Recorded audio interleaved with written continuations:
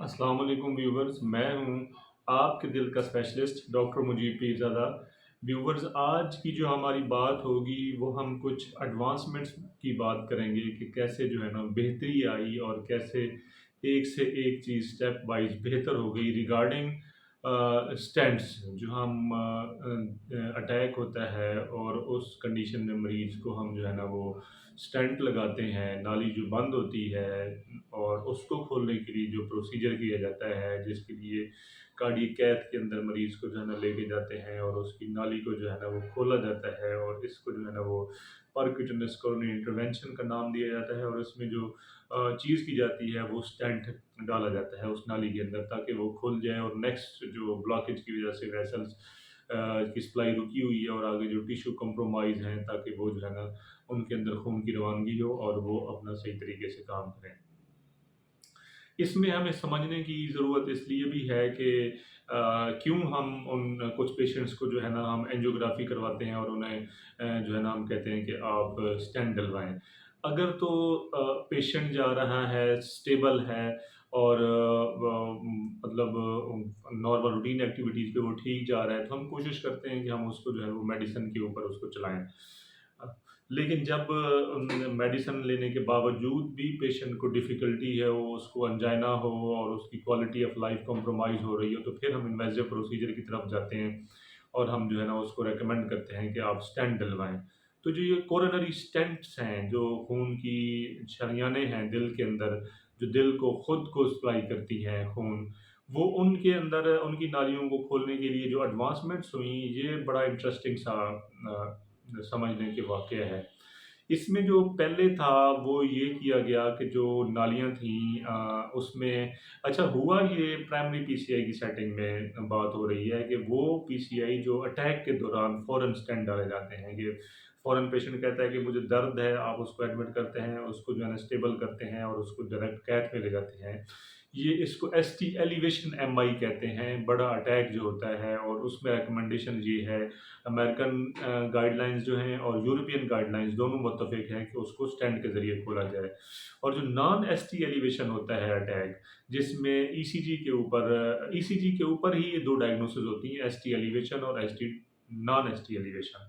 मतलब एक में एसटी सेगमेंट ऊपर को होता है और एक में एसटी सेगमेंट नीचे को होता है। तो जिसमें एसटी सेगमेंट ऊपर को उठता है, उसमें प्राइमरी पीसीआई की जाती है और इसके अलावा भी जब नॉन एसटी एलिवेशन एमआई वाला पेशेंट भी हमें मेडिसिन के ऊपर कंट्रोल में ना हो, तो इसके लिए भी हम जो है ना वो कोरोनरी एंजियोग्राफी करके उसकी वेसल्स की एनाटॉमी देख के और कितनी ब्लॉकेज है, स्टेनोसिस कितना है, उसके ऊपर हम इसका फैसला करते हैं। अच्छा, इसमें हुआ ये इनिशियली जो प्रोसीजर हुआ नाली को खोलने के लिए वो बैलून एंजियोप्लास्टी हुआ। अब जिसको पोबा कहते हैं, प्लेन ओल्ड बैलून एंजियोप्लास्टी। अब इसमें ये था कि एंजियोग्राफी हुई, एंजियोग्राफी में देखा ये गया कि कितनी स्टेनोसिस है, वो वेसल जो है ना कितनी बंद है। अगर तो वो 70% से ज़्यादा बंद मिली, तो क्या करते थे शुरू में जो इंटरवेंशनिस्ट थे, जो उस टाइम जो वो प्रोसीजर परफ़ॉर्म कर रहे हैं, जो इंटरवेंशन कर रहे हैं, उन्होंने ये तरीका किया कि एक सादा-सा बैलून ले गए अंदर और उसको इन्फ्लेट किया, उसमें हवा भरी, वो थोड़ा-सा खुल गया, वेसल थोड़ी-सी खुल गई। फ्लो जो है ना उन्होंने चेक किया, पीछे से चेक इंजेक्शन दे के वो फ्लो अच्छा हो गया, आगे वाली वेसल्स में। वो बैलून निकाल लिया और पेशेंट को जो है वो उन्होंने मेडिसिन के ऊपर डाल दिया। लेकिन इसमें जब बाद में स्टडीज़ हुई और नोट किया गया, पेशेंट फ़ॉलो-अप पे आए, तो इसमें उन्होंने ये देखा कि कुछ अरसे के बाद जो है ना, हालाँकि अच्छी मेडिसिन देने के बावजूद भी जो है वो एक्यूट जो है वो ब्लॉकेज भी आ जाता है, थ्रोम्बस का रिस्क भी है और आहिस्ता-आहिस्ता ग्रेजुअली वो नाली जो है वो बंद होने की तरफ भी चली जाती है। तो फिर उससे बेहतरी की तरफ सफ़र गामज़न हुआ और उसमें फिर जो अगली स्टेज आई वो आई स्टेंट डालने की। और स्टेंट में भी पहले ये था, उसे बीएमएस का नाम दिया गया, बेयर मेटल स्टेंट। मतलब उसमें कोई ऊपर उसके कुछ ऐसी चीज़ लगी नहीं हुई थी, जस्ट वो समझें कि स्प्रिंग टाइप एक चीज़ इजाद हुई और उन्होंने कहा कि भई आप इसको बैलून के ज़रिए खोलें और खोलने के बाद वहाँ स्टेंट जो है ना फिक्स कर दें। ये उसके बाद की एडवांसमेंट आई। तो इसमें ये देखा गया कि इसमें जो एक्यूट जो क्लोज़र था, स्टक हो जाना अचानक ही वो खोल के आए हैं, पेशेंट को भेजा है, दवाई दे के वो पेशेंट जो है ना वार्ड में ही अभी स्टे है और वो बंद हो जाना, किसी को कुछ केसेज़ ऐसे भी हुए कि फ़ौरन वो वेसल बंद हो गई। तो उसमें देखा जाएगा कि एक्यूट केसेस तो बिल्कुल ही नोट होना कम हो गए, लेकिन टाइम के साथ-साथ ये देखा गया कि इसमें भी कंपैरेटिवली बेहतर था, जो जो जिसमें बैलून एंजियोप्लास्टी थी, उससे बेहतर था। लेकिन ये जो जब बीएमएस स्टेंट डाला गया, बेयर मेटल स्टेंट, तो इसमें जो है ना देखा ये गया कि इसमें भी कुछ टाइम के बाद जो है वो आईएसआर, इन स्टेंट रीस्टिनोसिस, मतलब सादे अल्फाज में कि वो जो स्टेंट है वो आहिस्ता-आहिस्ता उसके अंदर तंगी आना शुरू हो जाती है। फिर इसको टाइम गुज़रा और इस पे मज़ीद स्टडी हुई, तो इसमें जो रीसेंट एडवांसमेंट्स जो अभी तक चल रही हैं, वो ये आई, वो डेस का नाम दिया गया, ड्रग इल्यूटिंग स्टेंट। इसका मतलब ये है कि कुछ ऐसी दवाई है जो उस पे लगा दी जाती है और वो आहिस्ता-आहिस्ता वहाँ से स्लो ग्रेजुअली निकलती है और वो जो है ना वो जो हम डालते हैं स्टेंट, वो पेटेंट रहता है, वो खुला हो रहता है, मतलब वो बंद नहीं होता। तो इसको जब कंपेयर किया गया एक पेशेंट के अंदर, क्योंकि पोबा जो था, जो बैलून एंजियोप्लास्टी थी, वो तो फिर शाज़ नादिर हो गई, बहुत कम हो गई जब बीएमएस आ गए, बेयर मेटल स्टेंट आ गए।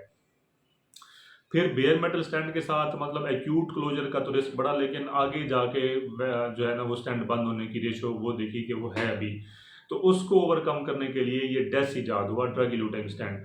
फिर जब इनकी स्टडी हुई कि कुछ में बेयर मेटल स्टेंट डाला गया और कुछ में ड्रग इल्यूटिंग स्टेंट डाला गया, तो उसमें देखा ये गया कि जो आईएसआर थी, इन स्टेंट रीस्टिनोसिस, कि आपने स्टेंट तो डाल दिया, उसको खोल दिया और with the passage of time वो नैरो होना शुरू हो गया और वो बंद होता गया।